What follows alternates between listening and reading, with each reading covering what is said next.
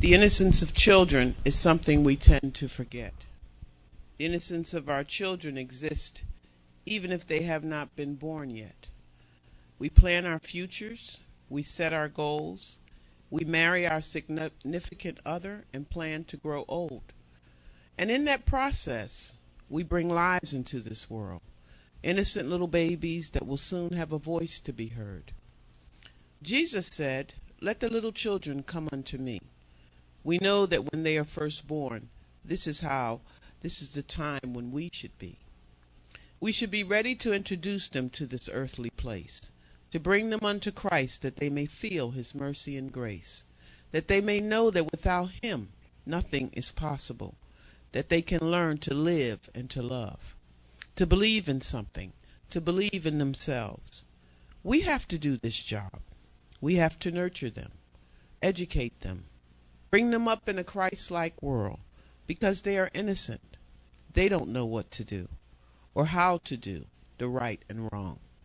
It is all in how we live. It is all in how we stand strong. It is all in what we want for our children. None of us asked to be here. God blessed us all and allowed us this gift. He gave us this gift for a reason. Now there are some who cannot bear children. And for those of us who are blessed and able to do so, we certainly cannot afford to let them go astray and let them go away. They are innocent. They don't know. We are the ones who have to show. We are the ones who have to lead them and guide them and nurture them and love them. We cannot stop for 1 minute. We cannot place ourselves above them. Once they are born, it's all over for you. It's not about you anymore. They are first in our lives. We are last at the door. Innocence of children. There's no one to blame when this kid runs away or he is shamed. You or your family or anyone for that matter. Your opportunity exists, and it is not at the ladder. Your opportunity exists the day they are born, to rear them and bring them up in a world so torn with despair, grief, stress, and strife. But this kid of yours is innocent and has a chance for a wonderful life. But it's up to you and your faith and strength to make sure your kid's innocence is just not some imprint. It is not fake. It is not made up. They believe in themselves. They believe in you. You are their example. They do what you do. The Lord did his job when he blessed you with this child. If you did not plan it, it's still your job. Everything is for a reason.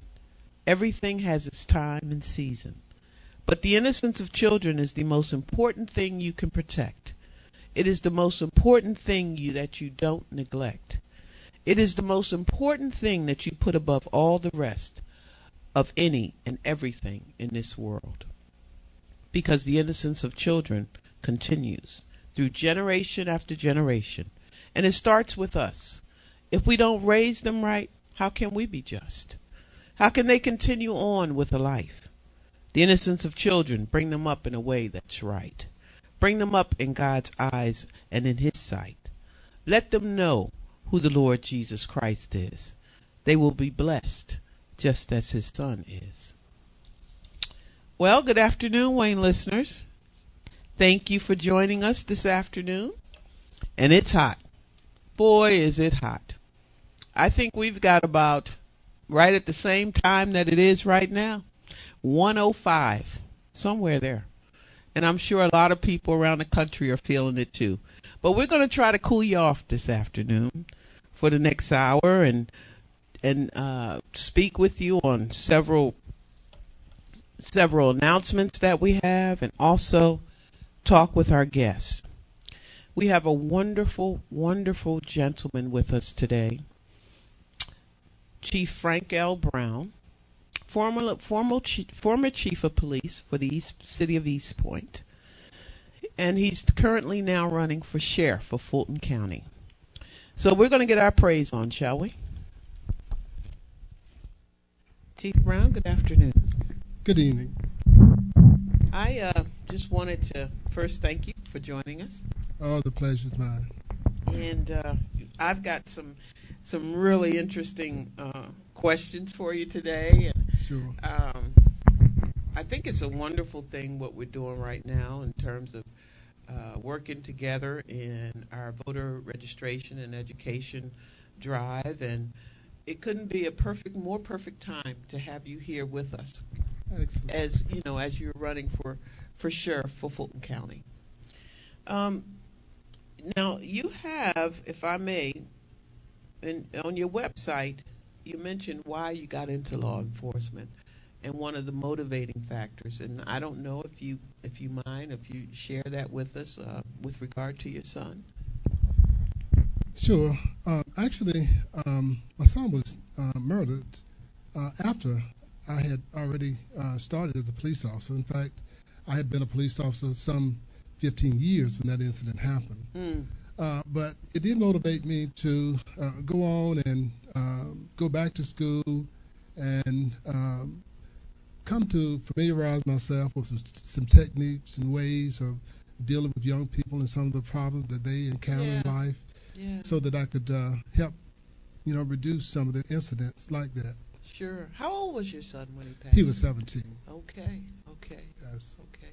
And are you an Atlantan originally? Are you from I Georgia? am. I grew up in Georgia. Actually, I was born down in Fayette County. Okay. And shortly thereafter, my parents moved to Fulton County at the very tender age of 1, and I've been here ever since. Okay. So you've been busy in the city, and Fulton County pretty much is where Exactly. your home is now. I also know that you have a number of awards that you've been given, and I tell you, Exactly. over a period of almost 40 years, I would say, in law enforcement. Is that correct? That's correct. 39. I started as soon as I turned 21. I was hired by the city of East Point as a police officer, Mm-hmm. and I continued that one single job for 39 years. Yeah. Yes. That's amazing. You know, I have a brother in law enforcement right now who has been there pretty much almost 30 years, and he's gone from being in a number of departments to where he is now in homicide. So I can certainly appreciate the years and the time that you put in, because I've always worried about him, and it's not easy being in that field, is it? No, it's not. It's a very difficult job, quite honestly, because it involves so much of your personal life. Mm. But so you have to be very committed to stay with a job like that and enjoy it. Yes, sir. Now, I mentioned your awards, and you have the League of Cities Excellence in Community Policing, best in the nation. The Atlanta Crime Commission's Community Policing Award, best in the state. Turner Broadcast System's Community Service Award, best youth program in the state. Drug Enforcement Administration, Outstanding Leadership Award. The City of East Point's Business Association's Top Award, Best Managed Business Award. Department of Justice Special Recognition, and one of the top 25 best managed agencies in America. That's awesome. That is awesome. Thank you very much. You're welcome. That is truly awesome. I wanted to talk with you now a little bit about some of the things that I have read and saw on your website. You say that Georgia is among 7 states in the southeast that has the highest rate of incarceration for small offenses. That's correct. And ironically enough, these 7 states, they are among the highest in the nation in terms of having high crime, Wow. even though they have the highest number of arrests. Uh-huh. So there's a correlation between the number of people we arrest then and our crime rate. I think that there's something I call a tipping point. Once you arrest so many people and they get out, then it adds to our crime problem rather than reducing it. You help to reduce it, correct? Exactly. Also, and just give me a minute here because I got my little notes. During your tenure, you actually put together 3 precincts Is that correct? That's true. Wow. I was able to work with public and private entities to put these precincts together. I think that's very important that we don't just rely on tax dollars Mm-hmm. to build precincts or the other facilities that we need in our communities to counteract crime.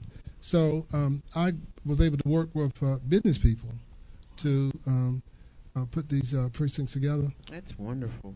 The one at the marketplace was given to us by Brad Pager, who actually built the marketplace. Uh-huh.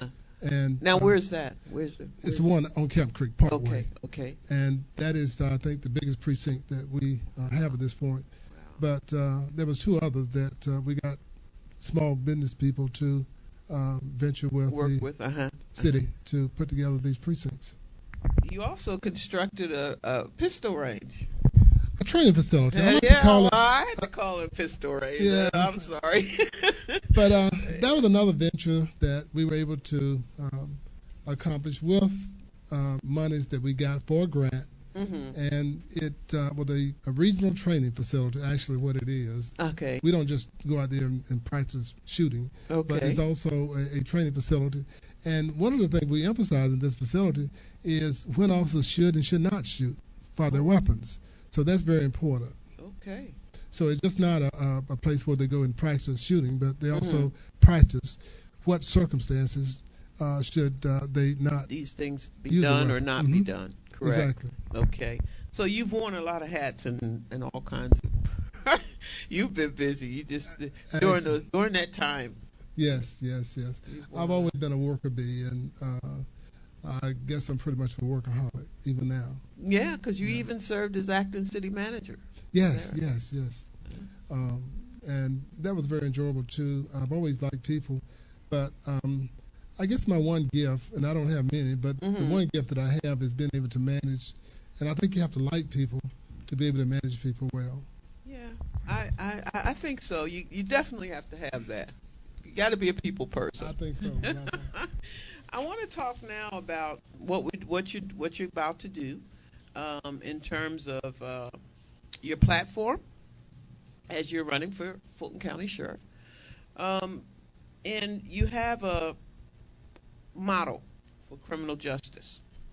I do. You want to talk about it a little bit? Yes, I have a new model for criminal justice, and it's been very, very successful at reducing crime, and at the same time reducing the numbers of people that we arrest. Mm.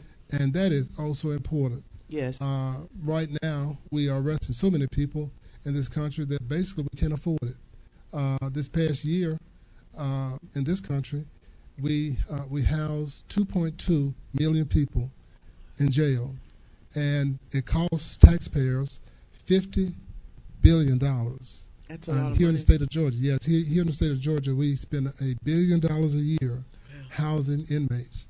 And a lot of these people, of course, should not be in jail. A lot of them are demented. Mm-hmm. Some are homeless. Mm-hmm. Mm-hmm. So then we have to do a better job of preventing crime, first of all, and then two, we have to do a better job in sorting out individuals that really don't need to be housed in our jails. Right now, we basically just provide housing Yeah. for people that we should house and take care of in some other ways Well, other than putting them in jail. Sure. The present model that's going on right now, according to what I've read, is not very effective, and it's costing a lot of money. It's not very effective. It's been around since 1937. This old model that we use, and it concentrates too heavily on incarceration, even for petty crimes, and it really just does not serve us well at all. You know, it almost sounds like to me like it's like a place to collect rent. You know, I mean, it's because you hear so many people talk about prisons, and they continue to build prisons and more prisons and just continue to house people. And so, what are you getting out of that? All right, there's no reform, right? I mean, I don't see how, if you're going to keep someone and just keep building prisons and locking folks up, where's the reform? Where's to try to avoid some of that overcrowding and putting people that may not, like you say, the homeless and this kind of thing? Well, that's true. Unfortunately, over the last several years, it's been more or less a race to incarcerate. Hmm. We've seen one legislative act right after another, three strikes you're out, Yeah. minimum sentencing. Yeah. All these things dictated more people being arrested Mm. and more people being incarcerated. So we need a new model. We need a better, more efficient way of managing our jails, and certainly we need a better way of sorting out individuals that don't need to be Need in to be prison there. in Need the to be first there. place. Correct. Um, Now, there was some statistics that I also noted that it was during the time that there was an historic 12% 1 year drop in crime in 1998, correct? That's Now, correct. now tell me, how is that statistic compared to today? You know, I mean, that was in 1998, it was 12% 1 year drop. That was here in the city of East Point, and we were successful after we introduced my new model Hmm. and several programs that we used to impact our crime rate Okay. were put into effect. Then our crime rate reduced by 12%. And it was historic because we had not seen that before in the city of East Point. And actually, crime all around the city was actually going up. So over a span of 10 years, our crime reduced almost 40%. And at the same time, we were able to reduce the number of people that were incarcerated. That's fantastic. And so, what do you see it as today in a comparison? Well, it's something that we need to look at countywide, Hmm. statewide. Okay. Even our Okay. governor, Governor Deal, has said just recently, he said that we were incarcerating too many, and the legislature need to find some ways of reducing some of the felon charges so that so many of our young people would not be incarcerated. Chief Judge Heimstein went before the legislature, and she made basically the same comments that we Hmm. needed to reduce some of these crimes so that they were not felons and would not require incarceration. But nonetheless, we are still saddled with that situation. Yeah. But there are some things that we can do. A sheriff has full discretion not to incarcerate some of the people that are sent to the Fulton County Jail. Is that correct? Yes, Okay. he does. He has to receive them, but he doesn't have to incarcerate. I see. And that's many things that could be done with good programs and More reform. good management, Hmm. yeah, prevention and reform. And that's one of the things that I'm trying to implement. Now, in other words, if they've gone through court, had a pretrial or a bond hearing or something like that, and it's still the sheriff can make this decision as you did, Well, I think or am I? that's a confusion about what jails are. Jails hold people prior to trial. Okay. They are Right. pretrial detention centers. And, of course, prisons are where you go after you've been tried. Right. So the Fulton County Jail, of course, it more or less acts as both a prison Hmm. and a jail. Hmm. But the predominant purpose of that facility is to house people before they actually tried. So then the sheriff does have a lot of discretion. As to whether he would choose to house them or not. Exactly. Okay. Now, under your leadership with this model, and I believe it was tried at one time, or am I wrong about that? I'm sorry? With the model, it was tried one time. Yes. Okay. It's a proven model. Yeah, proven I've used model. it here Okay. in the city, Mhm. and we were able to reduce our crime by 40% and reduce the number of people that we arrested Arrested. by 38% and That's incarcerated. So that should be the model for the future, not only in East Point, not only in Fulton County, but all over our country. Hmm. Because in this country, we incarcerate a higher percentage of our citizens Hmm. than we've seen in any other county Wow. country. But you also saved like something like $10 million under this program. That money could be used for all kinds of things, you know. Absolutely, and I think that we could save $200 million Whoa. in Fulton County over term. Uh-huh. But I see that we could save 20, 30, maybe even $40 million each year by not incarcerating so many people, and then putting that money back into prevention and doing some other things with management and supervision to reduce some personnel costs, Sure. we could save an awful lot of money Yeah. to taxpayers. Now, there was an increase in people that were jailed over the past, I would say, 2.5 years. I think from like 2009 to 2011, and it's somewhere between 15,000 more than it was in 2009. Is that? That's right. At the rate that we're going, we're increasing the number of people that we incarcerate at a rate of about 5,000 a year. Last year, we arrested 45,000 right here in Fulton County. Wow. And you got 45,000. That's yes, a ma'am. lot of 45,000. 45,000. 45,000 people. What are they doing? I can't imagine all of them needed to be. Well, Or, I don't know, but I'm just asking. a lot of them are recidivists, people that get out. And go There's back. an area not too far from the jail. It's Proctor Street. And they walk there from the jail. They go over there. They get on drugs. They drink alcohol. They never get home.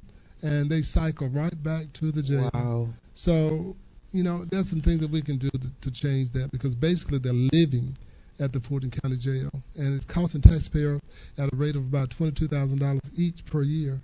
Well, if it's if it's that many people, it's got to be, to me, they've got to be like, it's so overcrowded, the conditions. They got to be on the floors, sleeping on floors or what have you, because there's no, do you transit like maybe to another jail if it's too crowded, or to another county or something? I mean, not another county, but another city within the county. They do that. They transport them to different facilities. But you got to understand, it costs us at a rate of $26,000 a day to transport these people out. So the weight, the burden is still on the taxpayers. And then you got to understand, too, that there's a punishment other than the judicial process that these people have to endure, because once they get out, most of them have lost their jobs. And you got to think, too, that some of them probably would have been able to get out if they could have, afforded it. Yeah. So there's some other issues there that we really need to consider when we look at this whole picture of what's going on with the criminal justice system. Now, also I know this myself already, that their minorities are pretty much the biggest number of people that are incarcerated. I mean, I don't know how it is. I know that you had in Fulton County maybe like about 93%.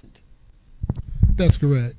And now we've seen since welfare reform, we've seen a number of black females started being incarcerated. Really? And now we have more black females in the Fulton County Jail than we even have white males.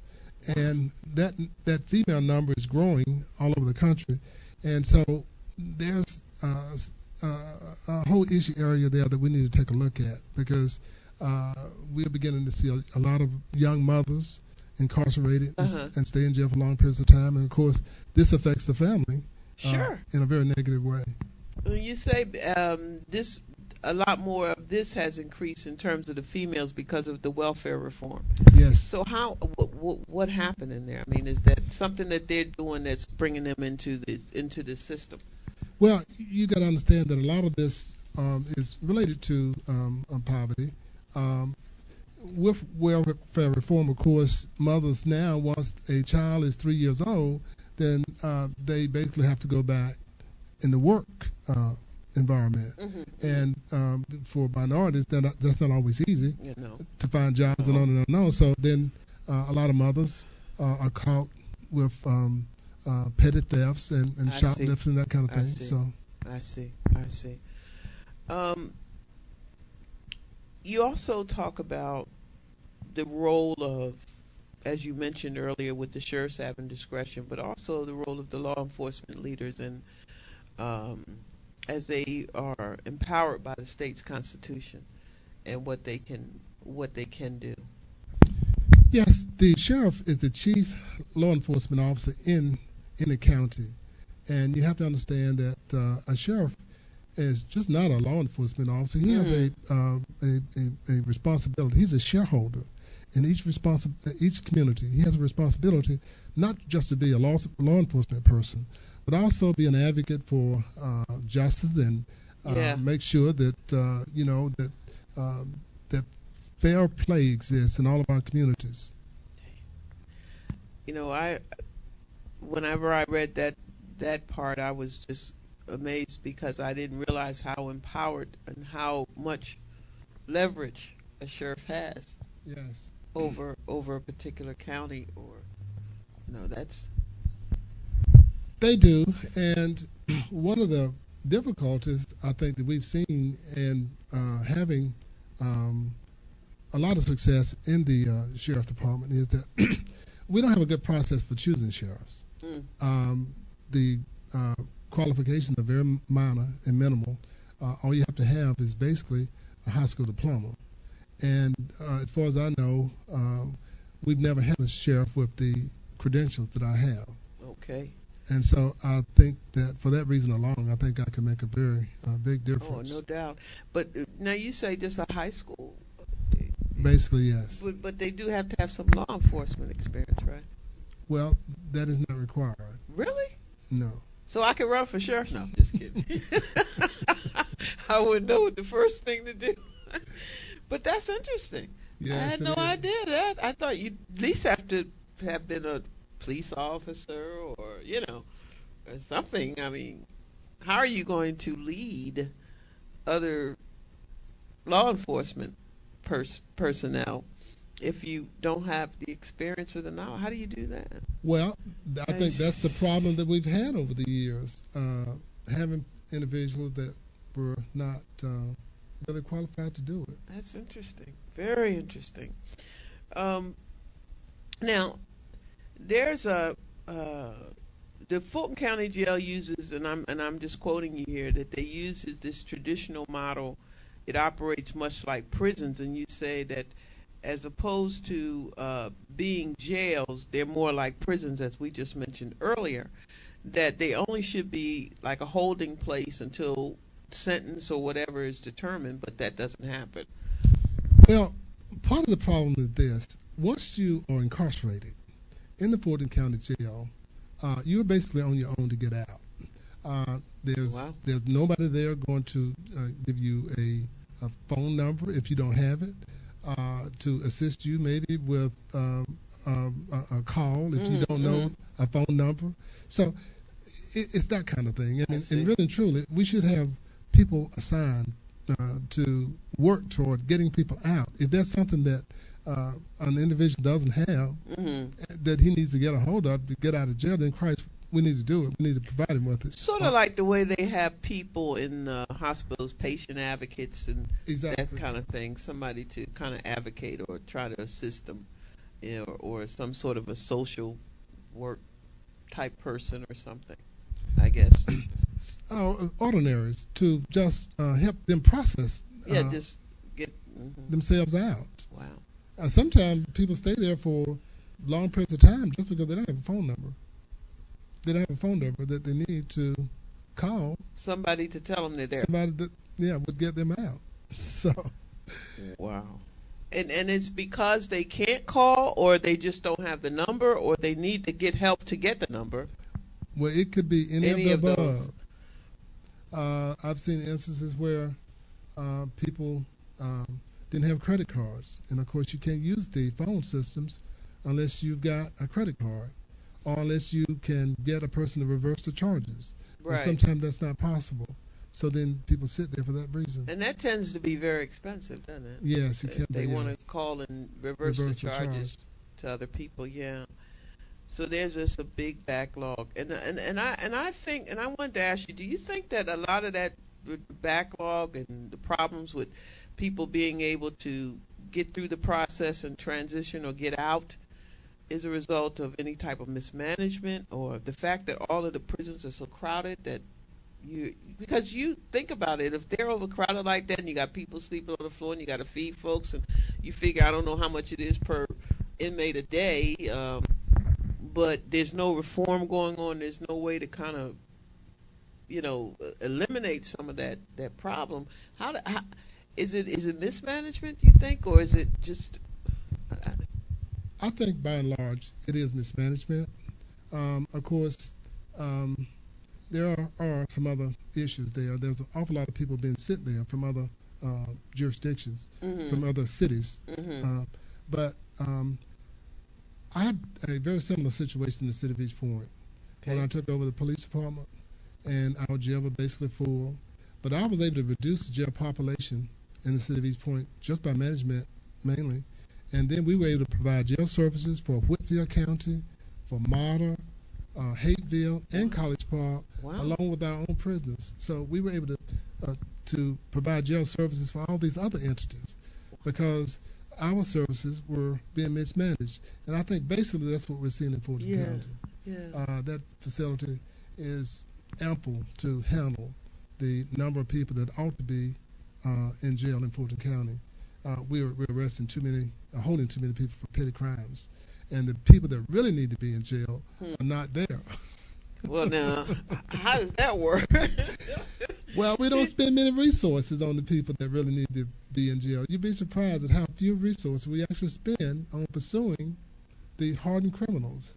We spend most of our resources processing and going after petty crimes.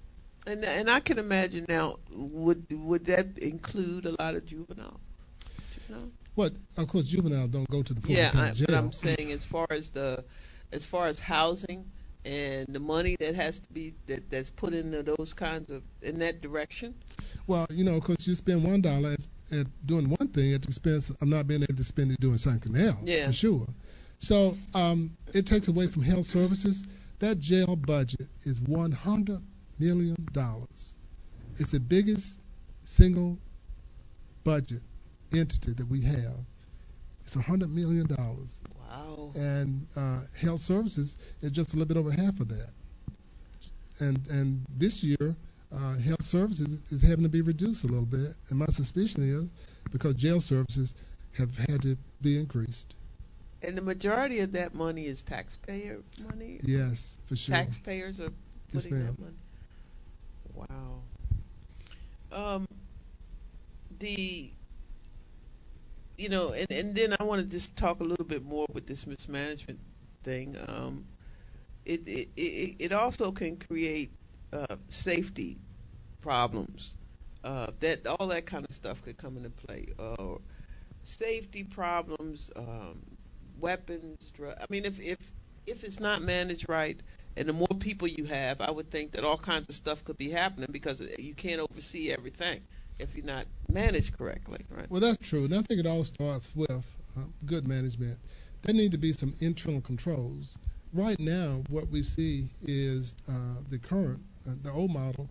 They're relying on outside agencies coming in and trying to uh, correct problems after Mhm. they happen. Mhm. But what's really needed, we need internal controls where you can look to see that procedures are being followed, Right. things have been being done procedurally right, Sure. and you know that they're being done right. But right now, that's not happening. And so we need to go in with a whole set of rules and procedures and basically change the way the sheriff's department is operating. Well, now uh, at this, how I'm just trying to see how I want to put this because we talked a little bit about doing sentence reforming. How successful now is sentence reforming, or is there any? Is no Well, there may be some plans for it, but we haven't seen nothing. any major changes for a Do sentence you have reform. any kind of Well, that is a legislative process. the ideas that you would pass on to them? The things that I could do are underneath Mhm. the structure Mhm. of sentencing, but a sheriff had the discretion of putting together programs to Okay. prevent crime, Right. to put these young people in special programs rather than putting them in jail. So there's Yeah. a number of things that could be done. One of the programs I started was alternative choice in the Mhm. city of East Point, and it was used for a very long time in the Superior Court of Fulton County, and it was the only non-sentencing program that they had in the Fulton County court system for a long time, and I don't think it's being used now. But it was a very good program. It was used to steer young people away from jail and incarceration by putting them in specific programs. I see. I see. Now, I want you to talk now for us about your position in terms of what your goals would be should you become elected as sheriff of Fulton County, your plans, and tell us a little bit. One of the things that I would like to do is see a countywide, multi-year juvenile prevention effort. Right now, our juvenile prevention programs are very fragmented. There's a number of great programs out there. Our citizens are stepping up to the plate. Many of our churches are. Last time I checked, we had about 1,700 different 501c3 groups dealing with young adults here in Metro. But it's so fragmented. We've got situations where there's minuses and surpluses side by side. And what I mean by that is a lot of times there may be a community that's in need of a service, and the service is right there, but there's no way to get the people into the programs. There's no way to force the kids, or no way to direct them into the programs. So then we need a multi-year plan that would, number one, be accessible to all of our citizens, so that you could call one number and then have a way of getting these people into the programs that they need to be in, the children. Sure. And so that's one of the things that I would like to see done. Okay. And I think it's very simple. We could work with our different police chiefs, and I can't imagine that any of them would not be very, very receptive to having a program like that. I think almost every community in this county have got problems with juvenile delinquency, and the reason being is we don't have anything structured to prevent it. So that's what I would like to do first and foremost. Now, how are you can just tell us if you like, how are things going in the campaign right now? Well, I think things. The date. Let's get the date first for the voting. The voting on this. This is the primary, right? Yes. So the primary is coming up. The date is July 31st. Okay. And I think the campaign is going well. Good. We've got a number of people helping. We've got over 100 volunteers. Wow. And they're spread out all over. And we really intend to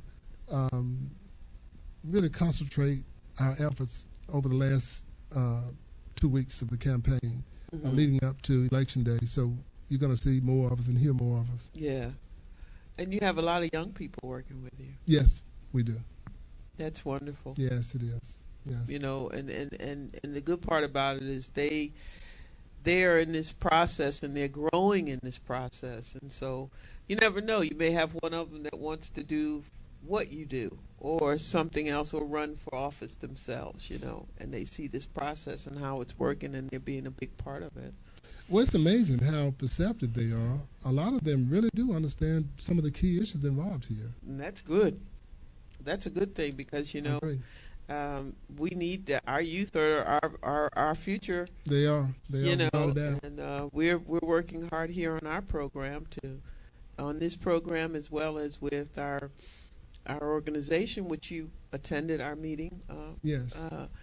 In terms of our voter education and registration and membership drive, we want to continue to work with the young people and get them more involved in what we're doing here. They got to vote. We got to get them voted. Yes, Now, the indeed. young people that you have right now working with you, are they out there scrounging around and getting them 18-year-olds registered? Because they need to be getting them registered, right? They do, and quite a few of them are. I give them credit. They are very eager to uh, help out and do almost anything they can do to help. Hmm. Now, I want to just take 1 minute here to read what you said on your website, if I may. Sure. Um, when elected, and I like that. When I'm elected, I will eliminate overcrowding in the Fulton County Jail within 6 months. I will reduce crime in Fulton County by no less than 21% and simultaneously reduce the number of inmates held in Fulton County Jail by no less than 35%. You will allocate more resources to the safe handling of criminals. You'll reduce overrepresentation of minorities in Fulton County jails by 35%. You'll develop partnerships with and ascertain grants to support 501c3s, prevention and reentry programs. Your goal would be to ascertain $200 million in grant funds for this purpose. You're going to reduce truancy, which is good. That's one of my favorites right there. These kids are, where are they? They're not in school. They're not voting. They where? They either end up homeless or in jail. That's right.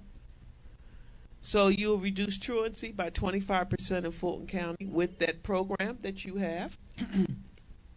You'll establish internal control to prevent guns, knives from courtrooms and jails. You'll save Fulton County taxpayers no less than $40 million of its existing budget over a 4-year period. That's pretty strong. The Fulton County Jail does not have a proven, and I quote what Chief Brown has said here.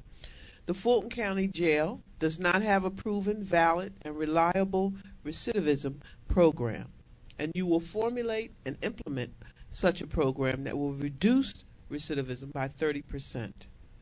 You will stabilize the Fulton County Sheriff Department workforce by establishing career development, extending civil service, creating a competitive pay scale, and by remedial and advanced training of employees. Well, All the things that you just read are things that I've already done. My new model has proven to do exactly what each one of those wow. statements said. Well, we sure wish you luck, and I'm more than excited to be able to do whatever we can by our avenue here and having you here on the show and to talk about your campaign, to talk about your running for sheriff for Fulton County. And in closing, I'd just like for you to talk to our audience. Have at it. In closing, I would just like to say that what is most vital for us as communities here in Fulton County is to be able to control our crime without incarcerating millions, basically, of young people. We are incarcerating too many of our young adults currently. Mm-hmm. And we can control our crime, reduce our crime, and at the same time reduce the number of young people that we're arresting. And we can make our community safe. It's already been proven. I was able to do that here in the city of East Point. God bless you all, and thank you for listening. And I was just delighted to have had the opportunity to speak. Oh, I'm glad you're here, and I thank you for coming. And please know that this show is open to you at any time you like to come. Thank you again. Let's give Sheriff Brown a hand.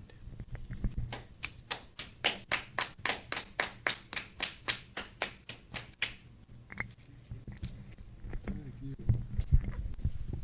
I was struggling a little bit this morning. I've been out there in the heat of the day, and I wanted my best. I want to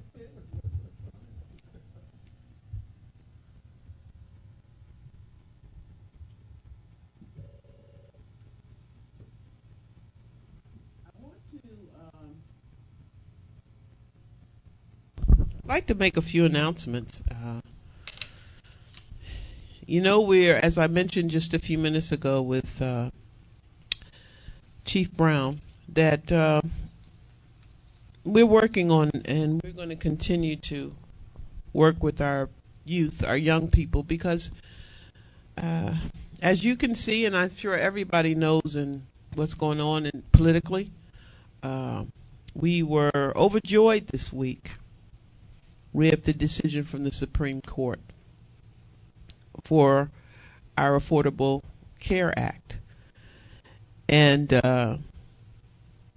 I was just jubilated to know that we have a leader that has always said to us all that change will come. It's not easy. It takes time. But if you're persistent and you believe in something, it can happen. And all of that is hope. So I was elated with that, and that's a start. And now it's even more important for us to get behind our young people and talk with them, educate them, and spend time with them and let them know that it's their turn now. It's their turn now to take charge. We can assist them, as I talked about in my poem, as parents, and work with them and make sure they have an imprint in this world. That their names are not going unheard, particularly if they have a gift and a talent. We want to share that with the world. And so our youth voter education registration and NAACP membership drive began about 3 Tuesdays ago. We've been meeting here every Tuesday at 7 p.m. Our organization is now filed for application for LLC. Our movement is called Community Advocates in Action. And we meet here every Tuesday at 7 p.m. And so for those of you who are local here in Atlanta or the metropolitan area, we invite you to join us, to bring young people with you. We plan to do a number of things here, and I just want to take a moment quickly here to outline those things that we are in the midst of doing and those things that are coming. I want to say first that, just tell you that what our goal is. Our goal is to educate, train, register youth 18 years and older to vote.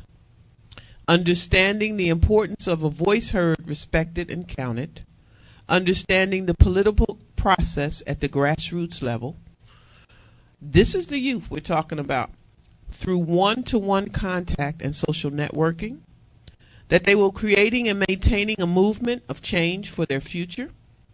Encourage a vision, a possibility to engage and be part of of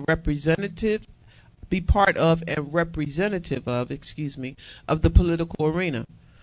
And that ultimately the youth take charge of this program and continue it for future young adults. We have what's called a planning committee. And we have a number of committees that, and we thank God for, that have already up and running. And we have chairpersons for each committee. And I'll just read off those committees to you. We have a ministry advisory board. We have a persons of influence board.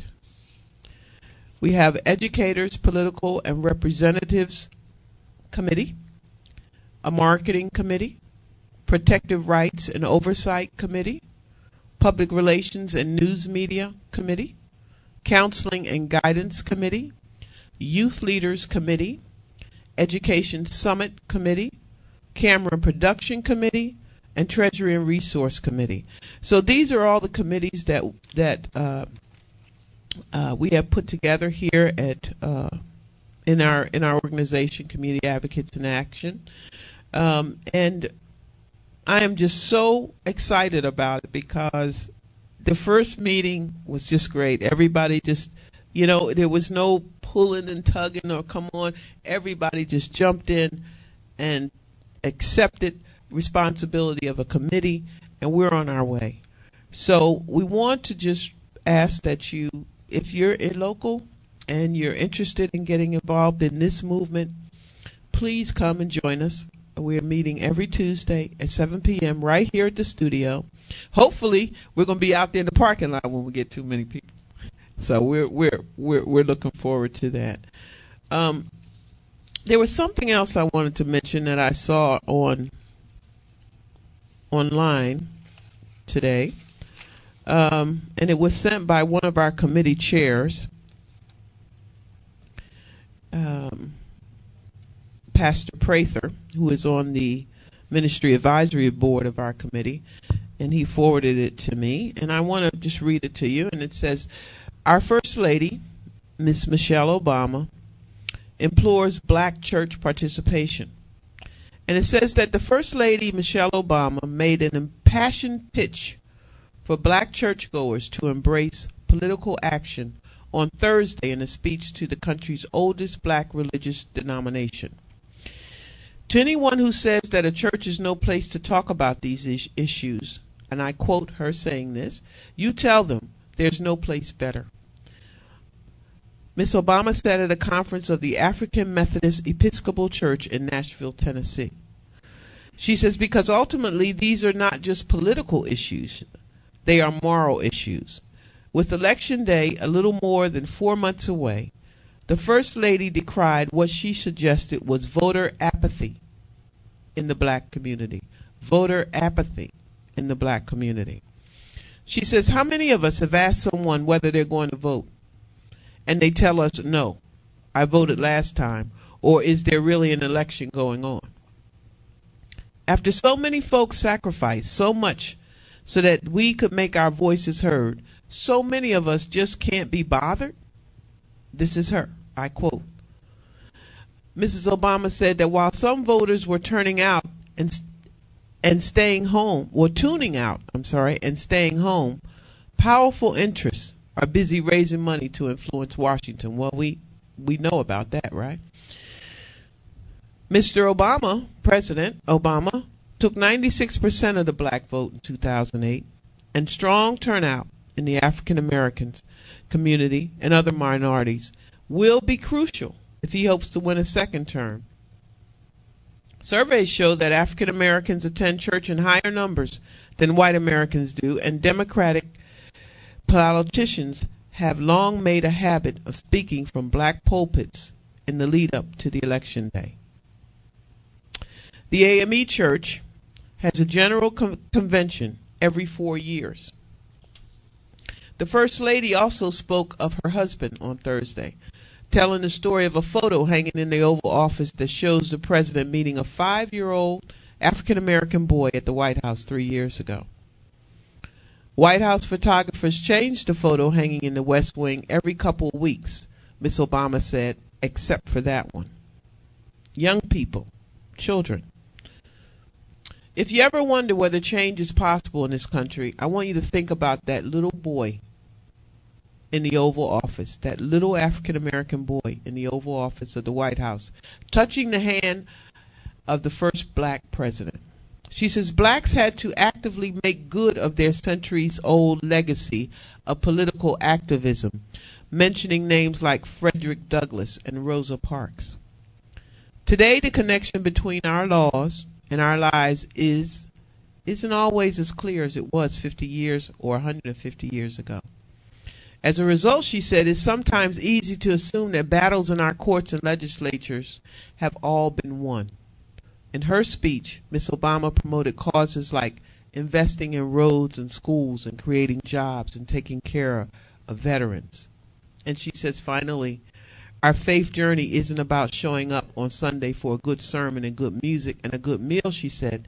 It's about what we do Monday through Saturday as well. I want to leave you with that.